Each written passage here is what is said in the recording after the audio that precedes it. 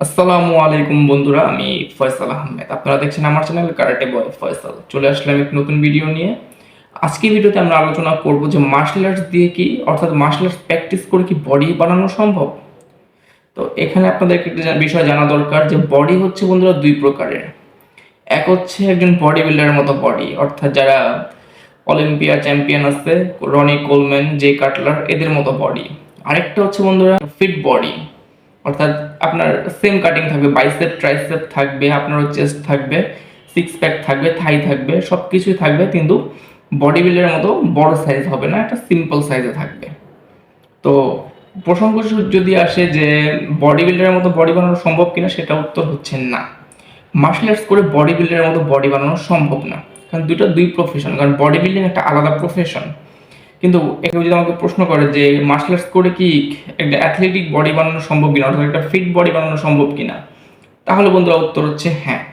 কারণ বডি বিল্ডিংয়ে কিছু শর্ত রয়েছে, তার মধ্যে একটি হচ্ছে মাসেল ইন্টেন্সিটি ক্রিয়েট করা, অর্থাৎ মাসেলের উপর প্রেশার তৈরি করা। আপনি যেই এক্সারসাইজ করেন না, আপনার সাথে মাসেলের উপরে প্রেশার তৈরি হয়, সেটা আলাদা আলাদা মাসেল আছে, যেমন বাইসেপ, ট্রাইসেপ, চেস্ট, এসবের উপর যদি আপনি প্রেশার তৈরি করেন, সেই মাসেলটা ব্রেকডাউন হয়। ব্রেকডাউন হওয়ার পর যখন সেটাতে প্রপারলি ডায়েট প্রদান করা হয়, প্রোটিন ইনটেক করা হয়, কার্বোহাইড্রেট ইনটেক করা হয়, তাহলে অবশ্যই সে বডিটা নতুন করে রিকভারি পায় এবং একটা আকার ধারণ করে, তখন সে একদিন ভালো বডি শো করতে পারে। তো মার্শাল আর্টস করেও কিন্তু এই জিনিসটা পসিবল, কারণ মার্শাল আর্টসের বিষয়গুলো এমন না যে শুধু ব্যক্তিরা পাঞ্চ কিকের উপরে প্র্যাকটিস করে, তাদেরও বিভিন্ন ধরনের এক্সারসাইজ করতে হয়। যেমন পুশ আপস আছে, সিট আপস আছে, যেগুলো চেস্ট মাসল, ট্রাইসেপ মাসলস এবং অ্যাবস মাসলস, এবং স্কোয়াট করে কিন্তু মার্শাল আর্টসের ফাইটাররাও, এবং তারা যে কিকগুলো প্র্যাকটিস করে সেটা কিন্তু মাসল ইন্টেন্সিটি তৈরি হচ্ছে বন্ধুরা। এবং আমি আপনাদের একটা ছবি দেখাচ্ছি আমার, এটা কিন্তু বন্ধুরা মার্শাল আর্টস করেই এই বডিটা তৈরি করেছি, ঠিক আছে। আমি কিন্তু কোনো জিমে গিয়ে বডিটা তৈরি করিনি। হ্যাঁ, আমার বডি কিন্তু বডি বিল্ডারের মতো বড় সাইজ না, কিন্তু একটা ফিটনেসের যদি কথা আসে, তাহলে কিন্তু আমার বডিটা একটা ফিটনেস কোয়ালিটিতে আছে। তাহলে কিন্তু এটা বলা যায় যে মার্শাল আর্টস করেও আপনার বডি বানানো সম্ভব। কিন্তু প্রসঙ্গ যদি হয় যে বডি বিল্ডারের মতো বডি বানানো সম্ভব কিনা, তাহলে সেটা পসিবল না। কারণ বডি বিল্ডারের মতো বডি তৈরি করতে হলে একটা আলাদা প্রফেশন আপনাকে মেনটেন করতে হচ্ছে। আপনাকে মার্শাল আর্টস ট্রেনিংগুলোর উপর বেশি ফোকাস দেওয়া যাবে না, কারণ মার্শাল আর্টস ট্রেনিংয়ের জন্য আপনাকে যেমন শক্তিশালী তেমন ফ্লেক্সিবল হওয়া দরকার, কিন্তু বডি বিল্ডারের ক্ষেত্রে কিন্তু বিষয়টা তা না। বডি বিল্ডার কিন্তু ফ্লেক্সিবল হতে পারে না।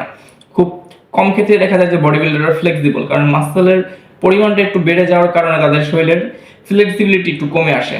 কিন্তু মার্শাল আর্টসের ক্ষেত্রে বিষয়টা তা না, তাদেরকে ফ্লেক্সিবল থাকতে হয়। তাই বলা যেতে পারে যে মার্শাল আর্টস করে একটা ফিট বডি বানানো সম্ভব, অ্যাথলেটিক বডি বানানো সম্ভব, তবে একটা বডি বিল্ডার হওয়া সম্ভব না।